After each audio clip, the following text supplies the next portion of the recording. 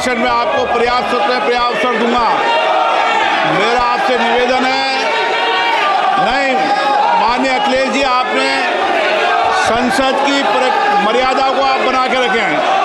कभी बजट भाषण के अंदर इस तरीके का नहीं हुआ, ये उचित नहीं है, ये उचित नहीं है। अखिलेश जी प्लीज, मैं आपको मौका दूंगा राज्यपाल अभिभाषण पे, प्लीज। नो, ये तरीका ठीक नहीं है। No,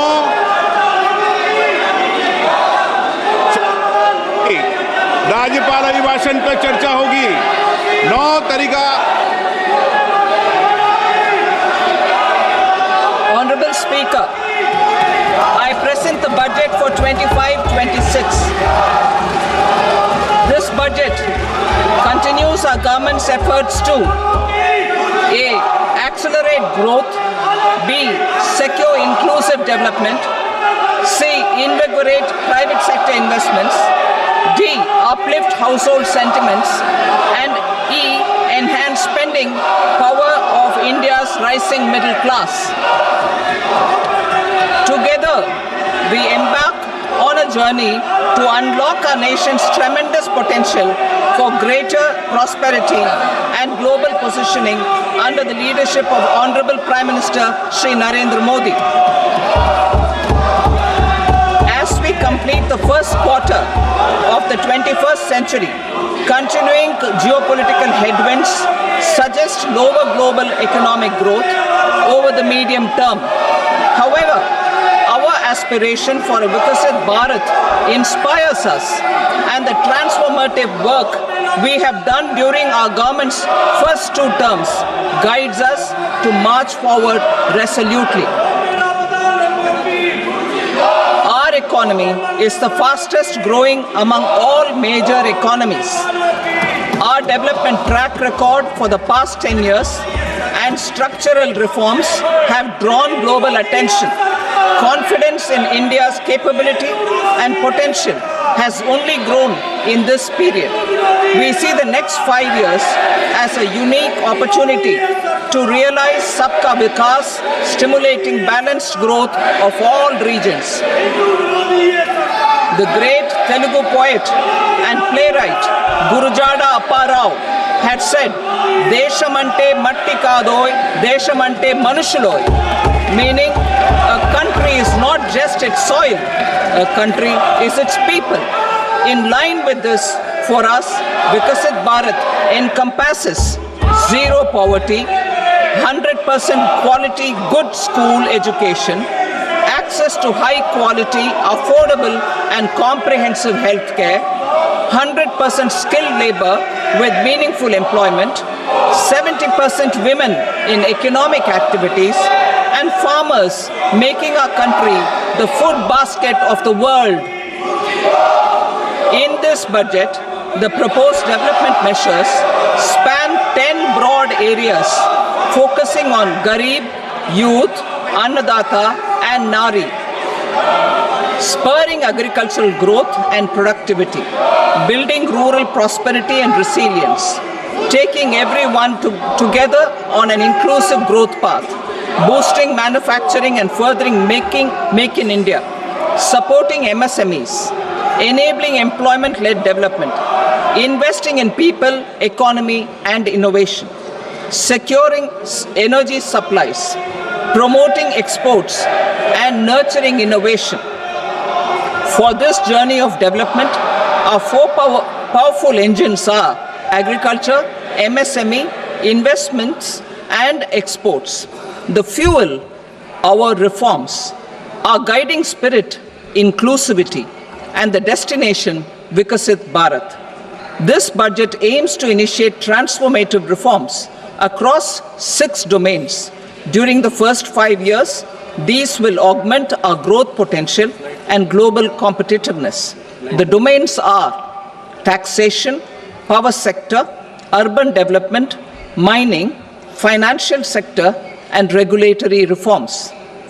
Agriculture as the first engine. Now I move to specific proposals, beginning with agriculture as the first engine.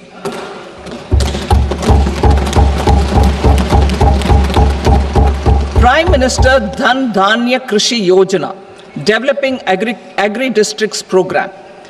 Motivated by the success of the aspirational district program, our government will undertake a Prime Minister Dhan Dhanya Krishi Yojana in partnership with states.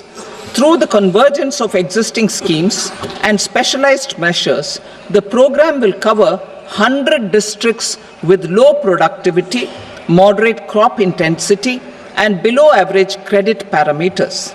It aims to 1. Enhance agricultural productivity, 2.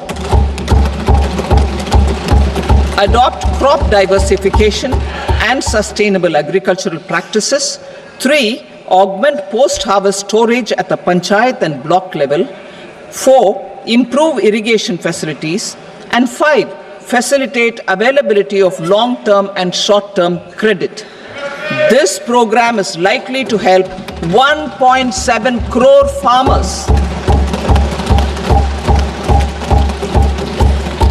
Building rural prosperity and resilience. A comprehensive multi-sectoral rural prosperity and resilience program will be launched in partnership with the states. This will address underemployment in agriculture through skilling, investment, technology, and invigorating the rural economy. The goal is to generate ample opportunities in rural areas so that migration is an option but not a necessity. The program will focus on rural women, young farmers, rural youth, marginal and small farmers, and landless families. The details are in Annexure A.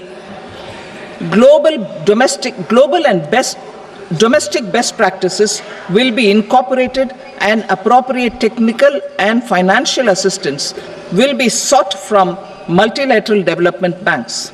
In Phase 1, 100 developing agri-districts will be covered. Atmanirbharta in pulses. Our government is implementing the National Mission for Edible Oil Seed for achieving Atmanirbharta in edible oils. Our farmers have the capability to grow enough for our needs and more. 10 years ago, we made concerted efforts and succeeded in achieving near self-sufficiency in pulses. Farmers responded to the need by increasing the cultivated area by 50%, and government arranged for procurement and remunerative prices. Since then, with rising incomes and better affordability, our consumption of pulses has increased significantly. Our government will now launch a 6-year mission for Atmanirbharta in pulses with a special focus on Tuar, Urad, and Masoor. Details are in Annexure B. Central agencies such as NAFED and NCCF will be ready to procure these 3 pulses as much as offered during the next 4 years from farmers who register with these agencies and enter into agreements. Comprehensive program for vegetables and fruits. It is encouraging that our people are increasingly becoming aware of their nutritional needs. It is a sign of a society becoming healthier. With rising income levels, the consumption of vegetables, fruits, and Shri Anna is increasing significantly. A comprehensive program to promote production, efficient supplies, processing, and remunerative prices for farmers will be launched in partnership with the states. Appropriate institutional mechanisms for implementation and participation of farmer producer organizations and cooperatives will be set up. Makhana Board in Bihar. For this, there is a special opportunity for the people of Bihar. A Makhana Board will be established in the state to improve production, processing, value addition, and marketing of makhana. The people engaged in these activities will be organized into FPOs. The board will provide hand-holding and training support to makhana farmers and will also work to ensure they receive the benefits of all relevant government schemes.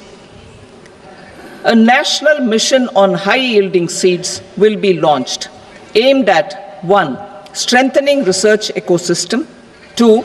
Targeted development and propagation of seeds with high yield, pest resistance, and climate resilience, and 3. Commercial availability of more than 100 seed varieties released since July 2024. India ranks second largest globally in fish production and aquaculture. Seafood exports are valued at 60,000 crore rupees. To unlock the untapped potential of the marine sector, our government will bring in an enabling framework for sustainable harnessing of fisheries from Indian exclusive economic zone and high seas, with a special focus on the Andaman and Nicobar and Lakshadweep Islands. For the benefit of lakhs of cotton growing farmers, I am pleased to announce a mission for cotton productivity. This 5-year mission will facilitate significant improvements in productivity and sustainability of cotton farming and promote extra long staple cotton varieties. The best of science and technology support will be provided to farmers.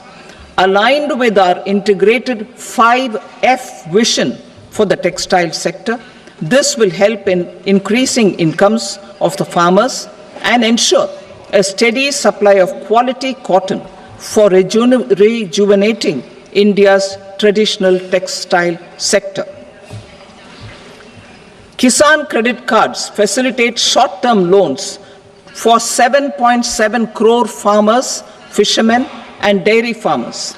The loan limit under modified interest subvention scheme will be enhanced from 3 lakh rupees to 5 lakh rupees for loans taken through the KCC. For Atmanirbharta in urea production, our government had reopened 3 dormant urea plants in the eastern region. To further augment urea supply, a plant with annual capacity of 12.7 lakh metric tons will be set up at Namrup in Assam.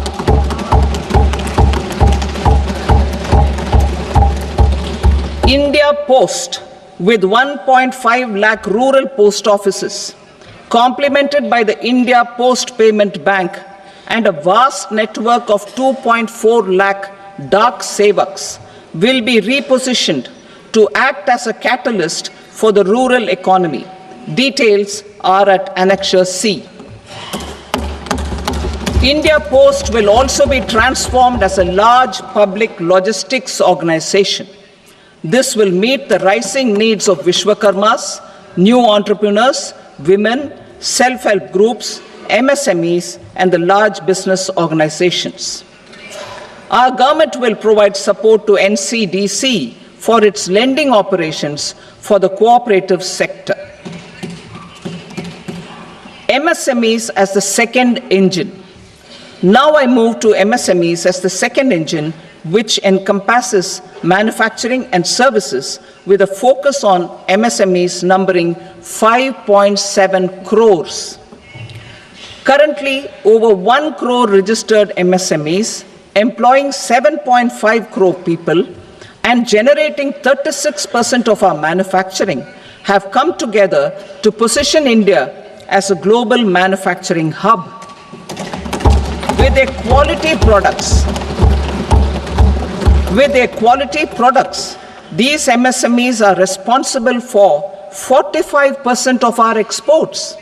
To help them achieve higher efficiencies of scale, technological upgradation, and better access to capital, the investment and turnover limits for classification of all MSMEs will be enhanced to 2.5 and 2 times respectively. This will give them the confidence to grow and generate employment for our youth. The details are given in Annexure D. To improve access to credit, the credit guarantee cover will be enhanced. First, for micro and small enterprises from 5 crore to 10 crore rupees, leading to additional credit of 1.5 lakh crores in the next 5 years. Second, for startups from 10 crore rupees to 20 crore rupees, with the guarantee fee being moderated to 1% for loans in 27 focus sectors which are important for Atmanirbhar Bharat. And for well-run exporter MSMEs, for term loans up to 20 crore rupees. Also for the micro enterprises, we will introduce customized credit cards with a 5 lakh rupee limit for micro enterprises registered on Udyam portal. In the first year, 10 lakh such cards will be issued. Fund of funds for startups. The alternate investment fund, AIFs, for startups have received commitments of more than 91,000 crores rupees. These are supported by the fund of funds set up with the Government of India's contribution of 10,000 crore rupees. Now, a new fund of funds with expanded scope and a fresh contribution of another 10,000 crore rupees will be set up. A new scheme will be launched for 5 lakh women, scheduled castes and scheduled tribes, first-time entrepreneurs. This will provide term loans up to 2 crore rupees during the next 5 years.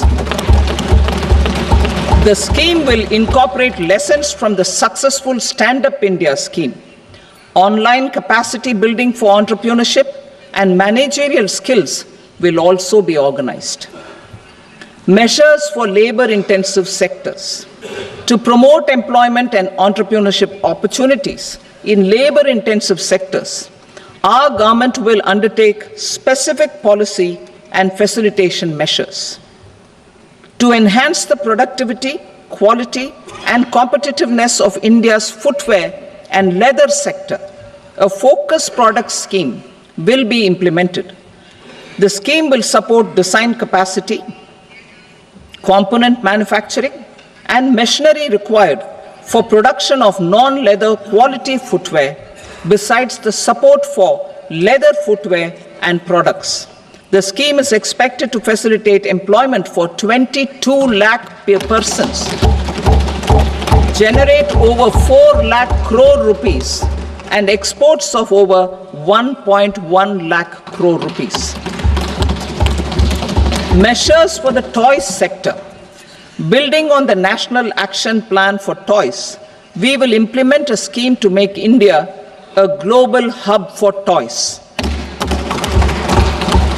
The scheme will focus on development of clusters, skills, and a manufacturing ecosystem that will create high-quality, unique, innovative, and sustainable toys that will represent the Made in India brand.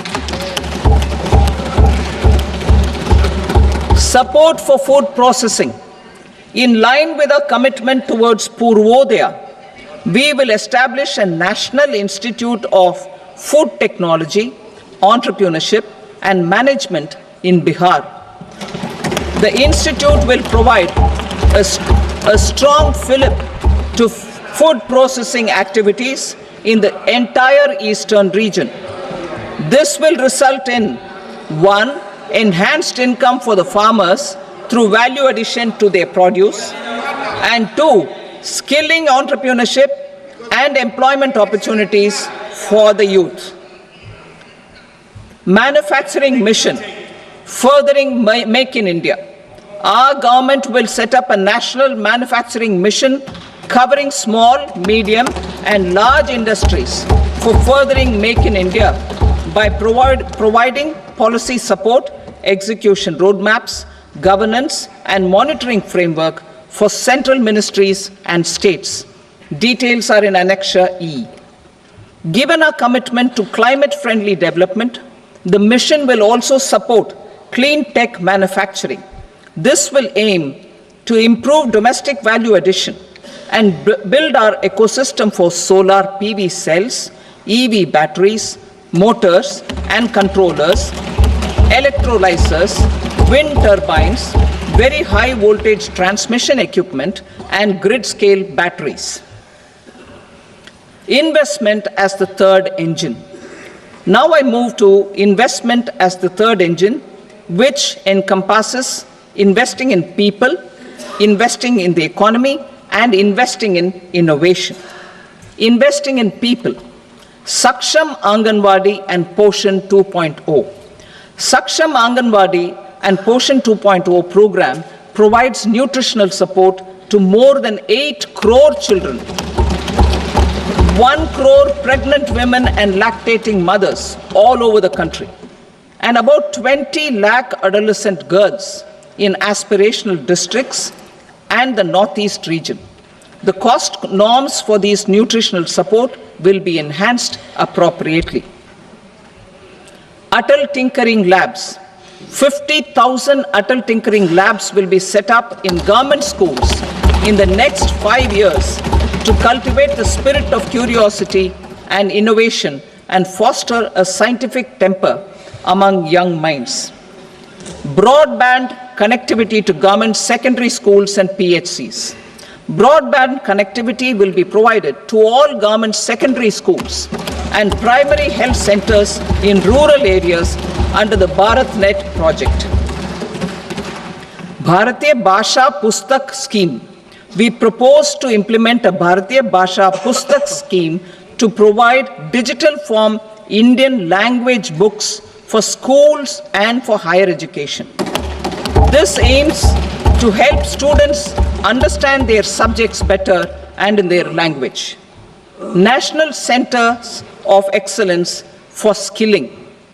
Building on the initiative announced in the July 24 budget, 5 national centers of excellence for skilling will be set up with global expertise and partnerships to equip our youth with the skills required for Make for India, Make for the World manufacturing. The partnership will cover curriculum design, training of trainers, and a skills certification framework and periodic reviews. Expansion of capacity in IITs. Total number of students in 23 IITs has increased 100% from 65,000 to 1.35 lakh in the past 10 years.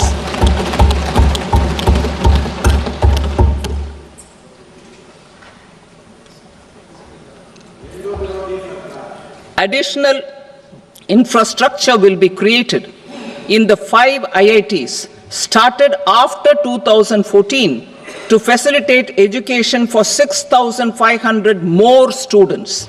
Hostel and other infrastructure capacity at IIT Patna will also be expanded.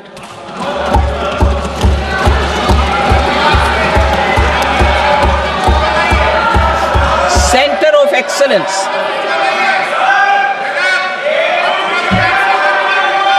Center of Excellence in AI for Education. I had announced 3 centers of excellence in artificial intelligence for agriculture, health, and sustainable cities in 2023. Now a center of excellence in artificial intelligence for education will be set up with a total outlay of 500 crores. Expansion of medical education. Our government has added almost 1.1 lakh undergraduate and postgraduate medical education seats in 10 years, an increase of 130%. In the next year, 10,000 additional seats will be added in medical colleges and hospitals towards the goal of adding 75,000 seats in the next 5 years. Daycare cancer centers in all district hospitals. Our government will facilitate setting up of daycare cancer centers in all district hospitals in the next 3 years. 200 centers will be established in 25-26 itself. Strengthening urban livelihoods. Our government has been giving priority to assisting urban poor and vulnerable groups. A scheme for socio-economic upliftment of urban workers will be implemented to help them improve their incomes, have sustainable livelihoods, and a better quality of life. PM Swanidhi scheme has benefited more than 68 lakh street vendors, giving them respite from high-interest informal sector loans. Building on this success, the scheme will be revamped with enhanced loans from banks, UPI-linked credit cards with 30,000 rupees limit, and capacity building support. Social Security Scheme for welfare of online platform workers. Gig workers of online platforms provide great dynamism to the new age services economy. Recognizing their contribution, our government will arrange for their identity cards and registration on the e-Shram portal. They will be provided healthcare under PM Jan Arogya Yojana. This measure is likely to assist nearly 1 crore gig workers.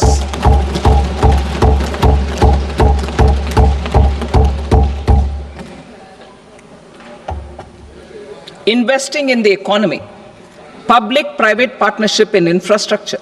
Each infrastructure-related ministry will come up with a 3-year pipeline of projects that can be implemented in PPP mode.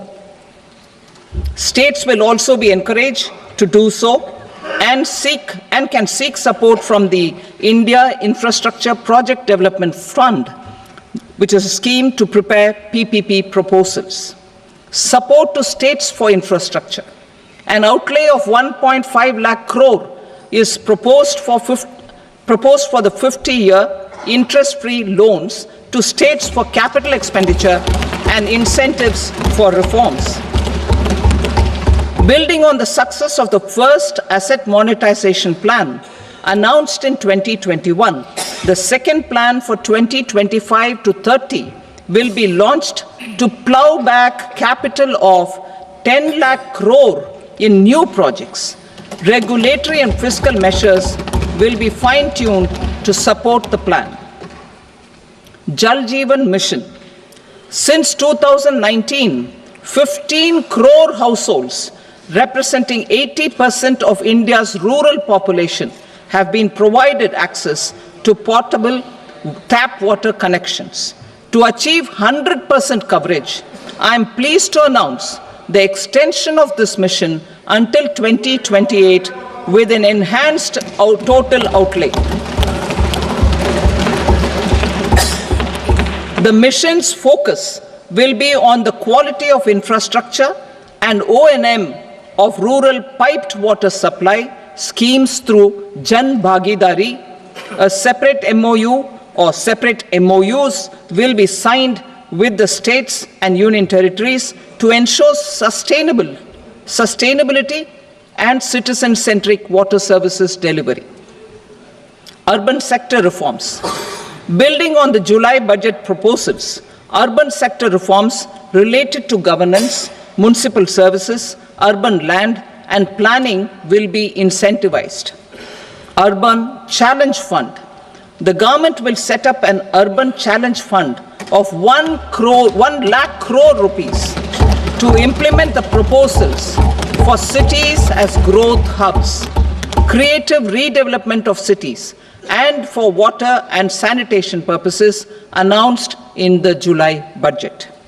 This fund will finance up to 25% of the cost of bankable projects, with a stipulation that at least 50% of the cost is funded from bonds, bank loans, and PPPs. An allocation of 10,000 crore is proposed in 2025-26. Power sector reforms. We will incentivize electricity distribution reforms and augmentation of intra-state transmission capacity by states. This will improve financial health and capacity of electricity companies. Additional borrowing of 0.5% of GSDP will be allowed to states contingent on these reforms. Nuclear energy mission for Vikasit Bharat. Development of at least 100 gigawatt of nuclear energy by 2047 is essential for our energy transition efforts. For an active partnership with the private sector towards this goal, amendments to the Atomic Energy Act and the Civil Liability for Nuclear Damage Act will be taken up. A nuclear energy mission for research and development of small modular reactors with an outlay of 20,000 crore will be set up. At least 5 indigenously developed small modular reactors will be operationalized by 2033. Shipbuilding. The shipbuilding financial assistance policy will be revamped to address cost disadvantages. This will also include credit notes for shipbreaking in Indian yards to promote the circular economy. Large ships above a specified size will be included in the infrastructure harmonized master list.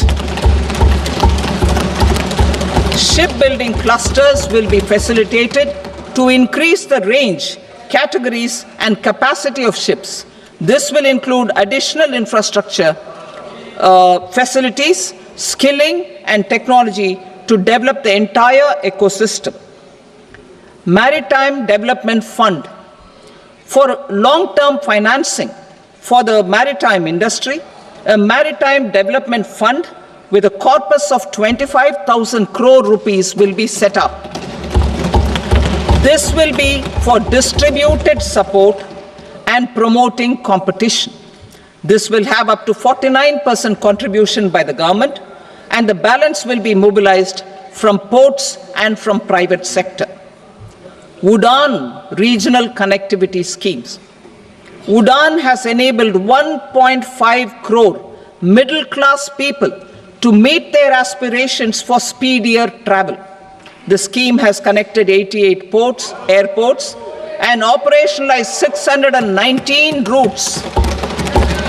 Inspired by that success, a modified UDAN scheme will be launched to enhance regional connectivity to 120 new destinations and carry 4 crore passengers in the next 10 years.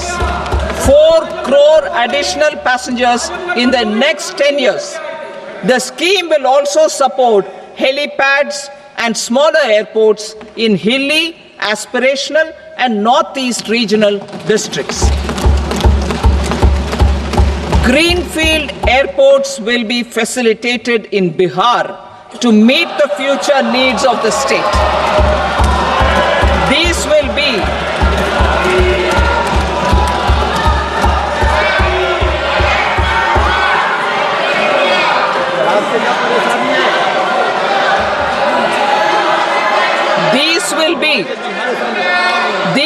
be in addition to the expansion of the capacity of Patna Airport and a brownfield airport in Beta.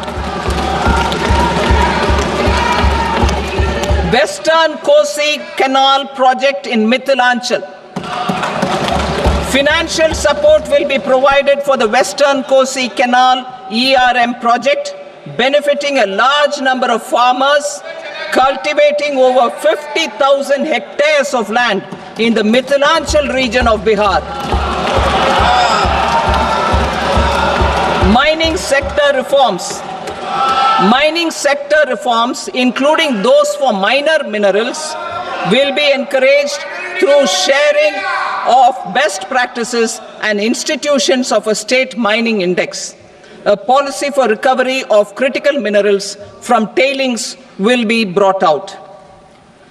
Under the special window for affordable and mid-income housing, SWAMI, 50,000 dwelling units in stressed housing projects have been completed and keys handed over to home buyers. Another 40,000 units will be completed in 2025, further helping middle-class families who are paying EMIs on loans taken for apartments while also paying rent for their current dwellings.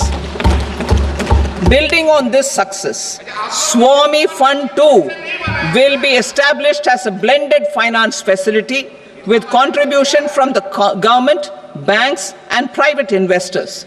This fund of 15,000 crore rupees will aim for expeditious completion of another 1 lakh units.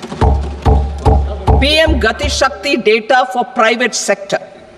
For furthering PPPs and assisting the private sector in project planning, access to relevant data and maps from the PM Gati Shakti portal will be provided. Tourism for employment-led growth. Top 50 tourist destination sites in the country will be developed in partnership with states through a challenge mode. Land for building key infrastructure will have to be provided by the states. Hotels in these destinations will be included in the infrastructure harmonized list. The following measures will be taken for facilitating employment-led growth. Organizing intensive skill development programs for our youth, including in institutes of hospitality management. Providing mudra loans for homestays. Improving ease of travel and connectivity to tourist destinations.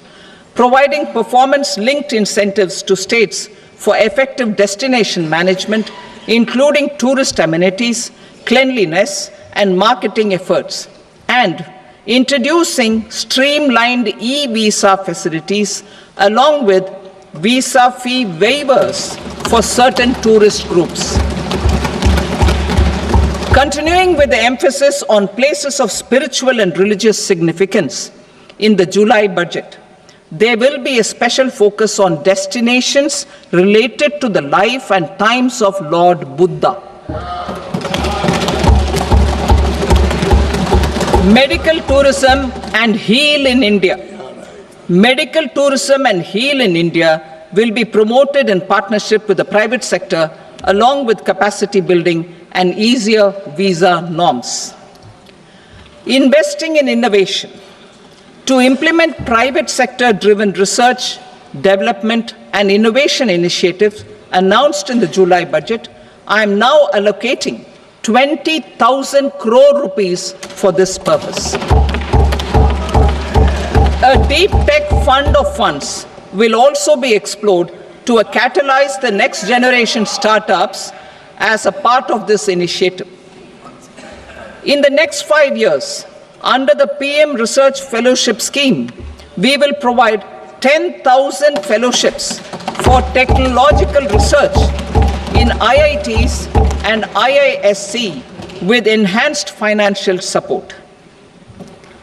The second gene bank with 10 lakh germplasm lines will be set up for future food and nutritional security. This will provide conservation support to both public and private sectors for genetic resources. We will start a national geospatial mission to develop foundational geospatial infrastructure and data. Using PM Gati Shakti, this mission will facilitate modernization of land records, urban planning, and design of infrastructure projects. A Gyan Bharatam mission for survey, documentation, and conservation of our manuscript heritage with academic institutions, museums, libraries, and private collectors will be undertaken to cover more than 1 crore manuscripts. We will set up a national digital repository of Indian knowledge systems for knowledge sharing. Now I move to exports as the fourth engine. We will set up an export promotion mission with sectoral and ministerial targets driven jointly by the Ministries of Commerce, MSME, and Finance.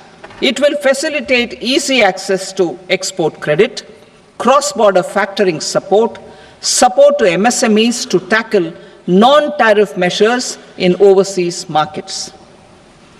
A digital public infrastructure, Bharat Trade Net, for international trade will be set up as a unified platform for trade documentation and financing solutions. This will complement the Unified Logistics Interface platform. The BTN will be aligned with international practices.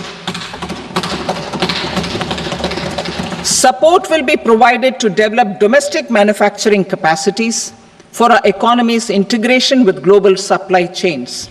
Sectors will be identified based on objective criteria. Facilitation groups with participation of senior officers and industry representatives will be formed for select products and supply chains. Through this, there are huge opportunities related to Industry 4.0, which needs high skills and talent. Our youth have both. Our government will support the domestic electronic equipment industry to leverage this opportunity for the benefit of our youth. A national framework will be formulated as guidance to states for promoting global capability centers in emerging Tier 2 cities. This will suggest measures for enhancing availability of talent and infrastructure, building bylaw reforms, and mechanisms for collaboration with industry.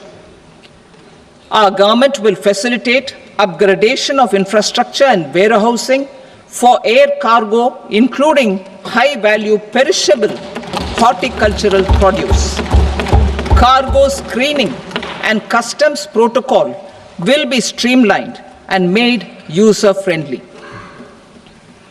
Reforms as the fuel.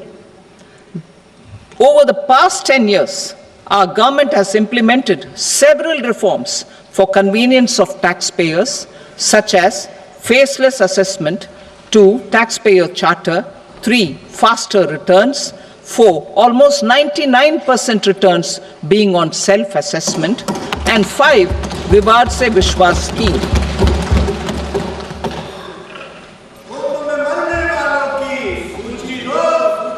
Continuing these efforts, I reaffirm the commitment of the tax department to trust first, scrutinize later. I also propose to introduce the new income tax bill next week. I will detail the indirect tax reforms and changes in direct taxes in Part B. Financial sector reforms. The FDI limit for the insurance sector will be raised from 74 to 100%. This enhanced limit will be available for those companies which invest the entire premium in India. The current guardrails and conditionalities associated with foreign investment will be reviewed and simplified. The services of India Post Payment Bank will be deepened and expanded in rural areas. NABFID will set up a partial credit enhancement facility for corporate bonds for infrastructure. Public sector banks will develop Grameen Credit Score framework to serve the credit needs of SHG members and people in rural areas. A forum for regulatory coordination and development of pension products will be set up. To implement the earlier announcement on simplifying the KYC processes, the revamped Central KYC Registry will be rolled out in 2025. We will also implement a streamlined system for periodic updating. Requirements and procedures for speedy approval of company mergers will be rationalized. The scope for fast-track mergers will also be widened and the process made simpler. As proposed in the interim budget, we signed bilateral investment treaties with 2 countries in 2024. To encourage sustained foreign investment and in the spirit of First Develop India, the current model BIT will be revamped and made more investor-friendly. In the last 10 years, in several aspects, including financial and non-financial, our government has demonstrated a steadfast commitment to ease of doing business. We are determined to ensure that our regulations must keep up with technological innovations and global policy developments. A light touch regulatory framework based on principles and trust will unleash productivity and employment. Through this framework, we will update regulations that were made under old laws. To develop this modern, flexible, people-friendly, and trust-based regulatory framework appropriate for the 21st century, I propose 4 specific measures.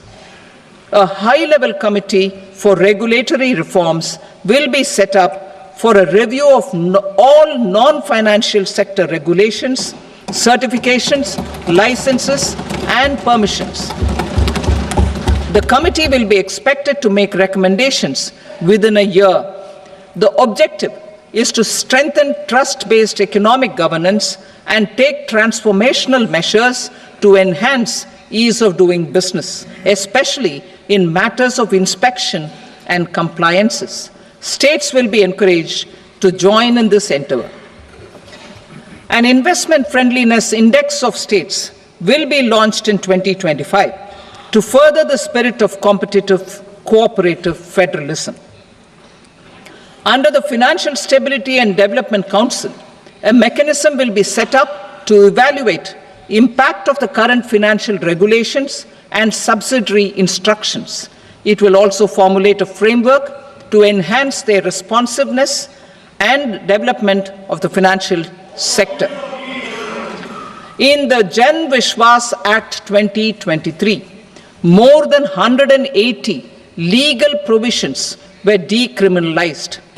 Our government will now bring up the Jan Vishwas Bill 2.0 to decriminalize more than 100 provisions in various laws.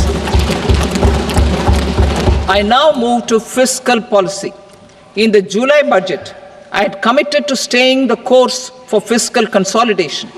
Our endeavor will be to keep the fiscal deficit each year such that central government debt remains on a declining path as a percentage of the GDP. The roadmap for the next 6 years has been detailed in the FRBM statement.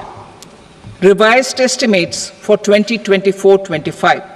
The revised estimate of the total receipts other than borrowings is 31.47 lakh crore rupees, of which the net tax receipts are 25.57 lakh crore rupees.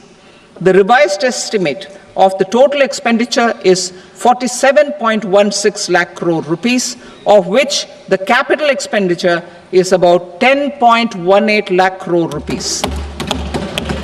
The revised estimate of the fiscal deficit is 4.8% of the GDP. Budget estimates for 25-26.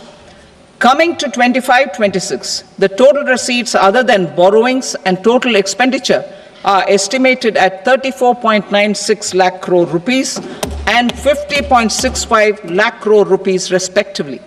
The net tax receipts are estimated at 28.37 lakh crore rupees. The fiscal deficit is estimated to be 4.4% of GDP. To finance the fiscal deficit, the net market borrowings from dated securities are estimated at 11.54 lakh crore. The balance financing is expected to come from small savings and other sources. The gross market borrowings are estimated at 14.82 lakh crore rupees. I will now move to Part B. Indirect taxes. My proposals relating to customs aim to rationalize tariff structure, and address duty inversion. These will also support domestic manufacturing and value addition, promote exports, facilitate trade, and provide relief to common people. Rationalization of customs tariff structure for industrial goods. As a part of comprehensive review of customs rate structure announced in July 2024 budget, I propose to 1. Remove 7 tariff rates. This is over and above the 7 tariff rates removed in 23-24 budget. After this, there will be only 8 remaining tariff rates, including 0 rate. 2. Apply appropriate cess to broadly maintain effective duty incidence, except on a few items where such incidence will reduce marginally. 3.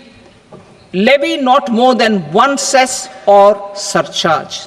Therefore, I propose to exempt social welfare surcharge on 82 tariff lines that are subject to a cess. I shall now take up sector-specific proposals. To provide relief to patients, particularly those suffering from cancer, rare diseases, and other severe chronic diseases, I propose to add 36 life-saving drugs and medicines to the list of medicines fully exempted from basic custom duty.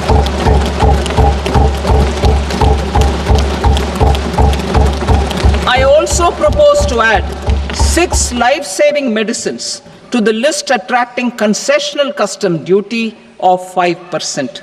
Full exemption and concessional duty will also respectively apply on the bulk drugs for manufacture of the above. Specified drugs and medicines under patient assistance programs run by the pharmaceutical companies are fully exempt from BCD, provided the medicines are supplied free of cost to the patients. I propose to add 37 more medicines along with 13 new patient assistance programs. Support to domestic manufacturing and value addition. Critical minerals. In the July 2024 budget, I had fully exempted BCD on 25 critical minerals that are not domestically available. I had also reduced BCD of 2 other such minerals to provide a major fillip to their processing, especially by MSMEs. Now, I propose to fully exempt cobalt powder and waste, the scrap of lithium-ion battery, lead, zinc, and 12 more critical minerals. This will help secure the availability for manufacturing in India and promote more jobs for our youth. To promote domestic production of technical textile products such as agro-textiles, medical textiles, and geotextiles at competitive prices, I propose to add 2 more types of shuttle-less looms to the list of fully exempted textile machinery. I also propose to revise the BCD rate on knitted fabrics covered by 9 tariff lines from 10 or 20 to 20% or 115 rupees per kg, whichever is higher. Electronic goods. In line with our Make in India policy and to rectify inverted duty structure, I propose to increase the BCD on interactive flat panel display from 10% to 20% and reduce the BCD to 5% on open cell and other components. In 23-24 budget, for the manufacture of open cells of LCD, LED TVs, I had reduced the BCD on parts of open cells from 5% to 2.5%. To further boost the manufacture of such open cells, the BCD on these parts will now stand exempted. Lithium-ion battery. To the list of exempted capital goods, I propose to add 35 additional capital goods for EV battery manufacturing and 28 additional capital goods for mobile phone battery manufacturing. This will boost domestic manufacture of lithium-ion batteries, both for mobile phones and for electric vehicles. Shipping sector. Considering that shipbuilding has a long gestation period, I propose to continue the exemption of BCD on raw materials, components, consumables, or parts for the manufacture of ships for another 10 years.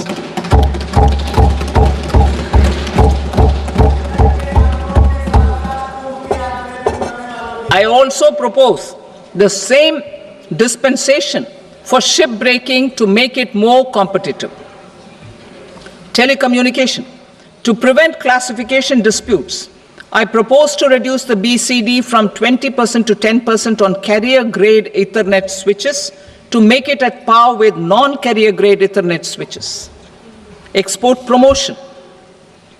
To facilitate exports of handicrafts, I propose to extend the time period for export from 6 months to 1 year, further extendable by another 3 months if required.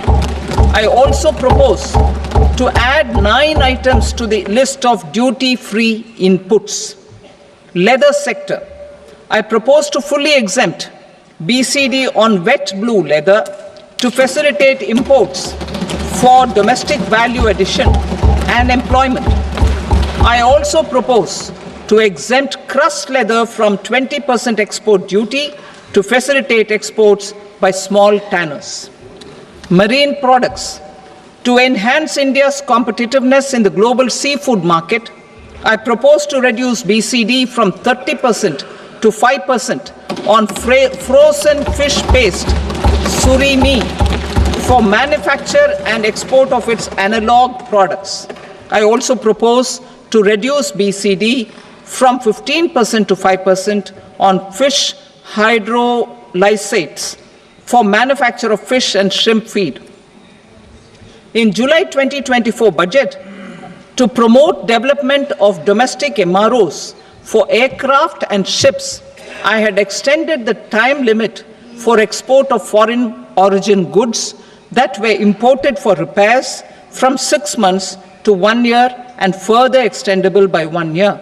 I now propose to extend the same dispensation for railway goods. Time limit for provisional assessment. Presently, the Customs Act 1962 does not provide any time limit to finalize provisional assessments, leading to uncertainty and cost to trade. As a measure of promoting ease of doing business, I propose to fix a time limit of 2 years, extendable by a year, for finalizing the provisional assessment.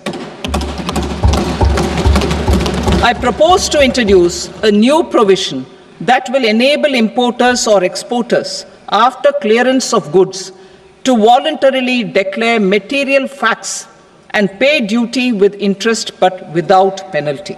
This will incentivize voluntary compliance. However, this will not apply in cases where department has already initiated audit or investigation proceedings. For industry to better plan their imports, I propose to extend the time limit for the end use of imported inputs in the relevant rules from 6 months to 1 year. This will provide operational flexibility in view of cost and uncertainty of supply. Further, such importers will now have to file only quarterly statements instead of a monthly statement.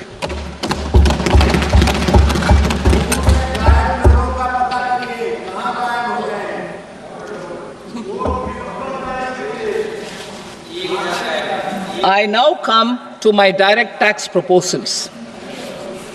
In Part A, I have briefly underlined taxation reforms as one of key reforms to realize our vision of Vikasit Bharat. In respect of criminal law, our government had earlier ushered in Bharatiya Nyaya Sanhita, replacing Bharatiya Danda Sanhita.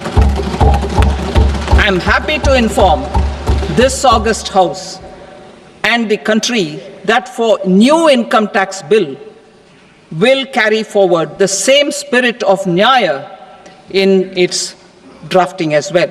The new bill will be clear and direct in text, with close to half of the present law in terms of both chapters and words.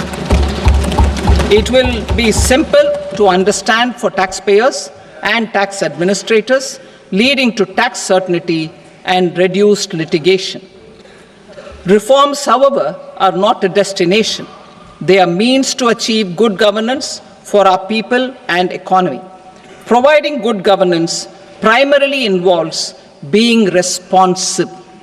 The Tirukural captures this in verse 542, which reads, "Vaanokki vaazhum ulagallam, mannavan kol nokki vaazhum kudi," meaning, just as the living beings live expecting rains, citizens live expecting good governance.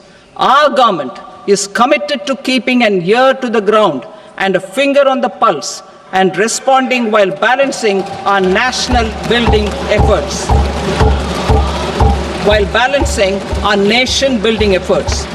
The following measures will detail just how our government will, under the guidance of PM Modi, has taken steps to understand and address. I repeat that sentence, sir. The following measures will detail just how our government, under the guidance of PM Modi, has taken steps to understand and address the needs voiced by our citizens. My tax proposals are guided by this spirit. The objectives of my proposals are as follows. Personal income tax reforms with special focus on middle class. Rationalization of TDS and TCS for easing difficulties. Encouraging voluntary compliance. Reducing compliance burden. Ease of doing business, employment and investment. I will come to my proposal on personal income tax towards the end. TDS and TCS, rationalization for easing difficulties. I propose to rationalize tax deduction at source, TDS, by reducing the number of rates and thresholds above which TDS is deducted. Further, threshold amounts for tax deduction will be increased for better clarity and uniformity. The limit for tax deduction on interest for senior citizens is being doubled from the present 50,000 rupees to 1 lakh rupees. Similarly, the annual limit of 2.40 lakh rupees for TDS on rent is being increased to 6 lakh rupees. This will reduce the number of transactions liable to TDS, thus benefiting small taxpayers receiving small payments. The threshold to collect tax at source, the TCS, on remittances under RBI's liberalized remittance scheme, the LRS, is proposed to be increased from 7 lakh to 10 lakhs. I also propose to remove TCS on remittances for education purposes, where such remittances is out of a loan taken from a specified financial institution. Both TDS and TCS are being applied on any transaction related to sale of goods. To prevent such compliance difficulties, I propose to omit the TCS. I also propose that the provisions of the higher TDS deduction will now apply only in non-PAN cases.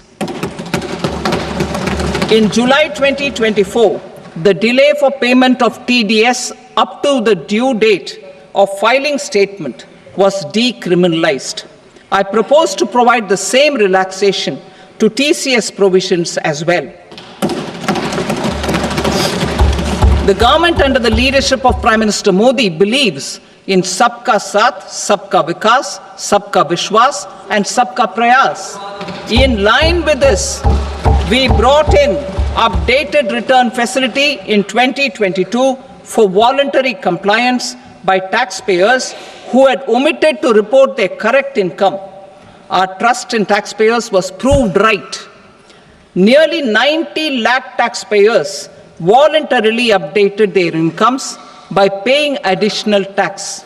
Taking this trust further, I now propose to extend the time limit to file updated returns for any assessment year from the current limit of 2 years to 4 years. I propose to reduce the compliance burden for small charitable trusts and institutions by increasing their period of registration from 5 years to 10 years. It is also proposed that disproportionate consequences do not arise for minor defaults such as incomplete applications filed by charitable entities. Presently, taxpayers can claim the annual value of self-occupied properties as nil only on the fulfillment of certain conditions. Considering the difficulties faced by taxpayers, it is proposed to allow the benefit of 2 such self-occupied properties without any condition. To streamline the process of transfer pricing and to provide an alternative to yearly examination, I propose to introduce a scheme for determining arm's length price of international transaction for a block period of 3 years. This will be in line with global best practices. With a view to reduce litigation and provide certainty in international taxation, the scope of safe harbor rules is being expanded. A number of senior and very senior citizens have very old national savings schemes accounts. As interest is no longer payable on such accounts, I propose to exempt withdrawals made from NSS by individuals on or after 29th August 2024. I am also proposing to allow similar treatment to NPS Vatsalya accounts as is available to normal NPS accounts subject to overall limits. In my speech in July 2024, I had promised that all processes, including giving effect to appellate orders, shall be digitalized and made paperless over the next 2 years. So I'm happy to announce that digitalization is being made operational now. In July 2024, we brought in the Vivad Se Vishwas scheme to resolve income tax disputes pending in appeal. The scheme has received a great response, with nearly 33,000 taxpayers having availed of the scheme to settle their disputes. I have a few proposals to promote investment and employment. It is proposed to provide a presumptive taxation regime for non-residents who provide services to a resident company that is establishing or operating an electronics manufacturing facility. I further propose to introduce a safe harbor for tax certainty for non-residents who store components for supply to specified electronics manufacturing units. Presently, the tonnage tax scheme is available only to sea-going ships. The benefits of existing tonnage tax scheme are proposed to be extended to inland vessels registered under the Indian Vessels Act 2021 to promote inland water transport in the country. Extension for incorporation of startups. We continue to support the Indian startup ecosystem. I propose to extend the period of incorporation by 5 years to allow the benefit available to startups which are incorporated before 1/4/2030. In order to attract and promote additional activities in the IFSC, I am inter alia proposing specific benefits to ship leasing units, insurance offices, and treasury centers of global companies which are set up in IFSC. Further, to claim benefits, the cutoff date for commencement in IFSC has also been extended by 5 years to 31/3/2030. Category 1 and Category 2 AIFs are undertaking investments in infrastructure and other such sectors. I propose to provide certainty of taxation to these entities on the gains from securities. to promote funding from sovereign wealth funds and pension funds to the infrastructure sector, I propose to extend the date of making an investment by 5 more years up to 31st March 2030.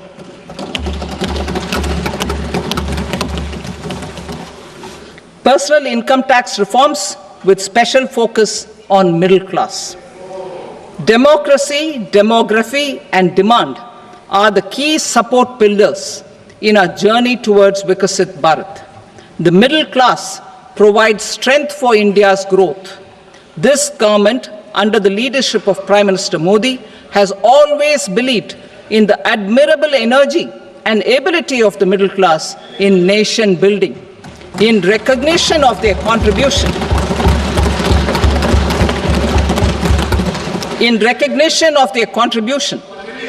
we have periodically reduced their tax burden.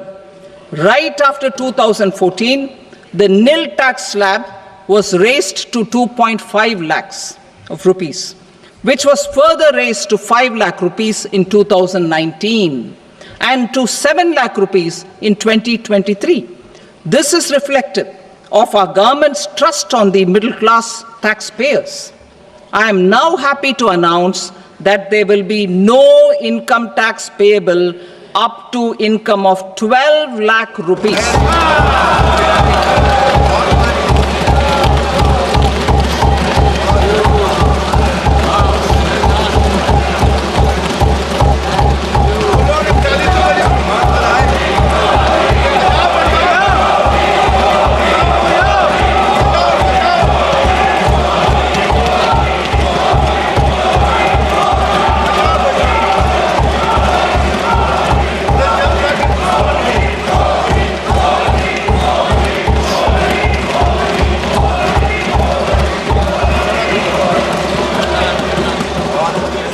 So, average income of 1 lakh per month other than the special rate income such as capital gains under the new regime.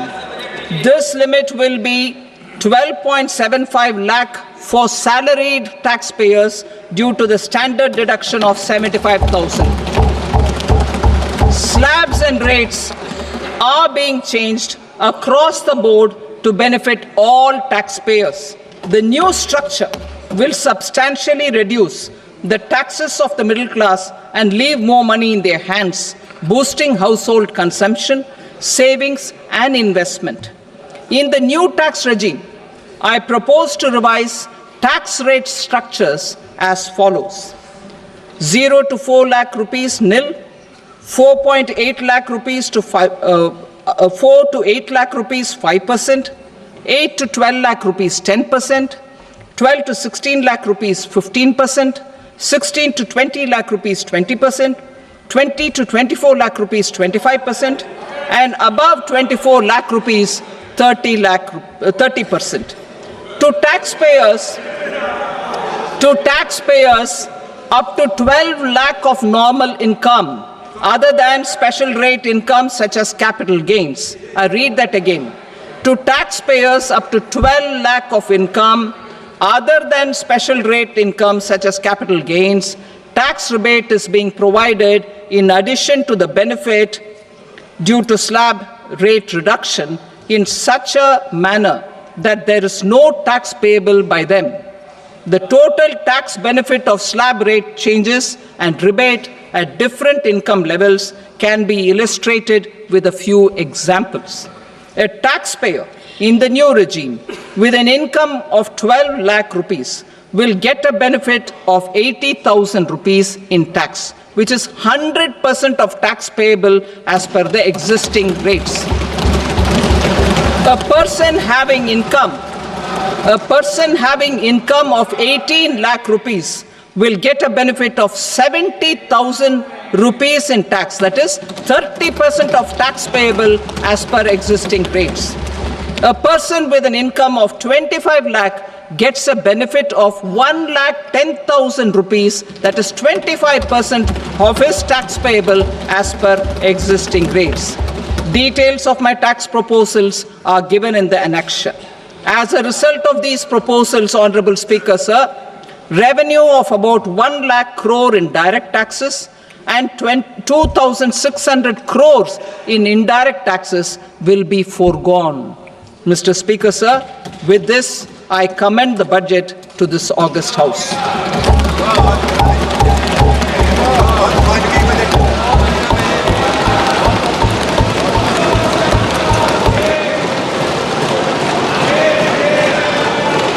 Item number 2, Shrimati Nirmala Sitharaman.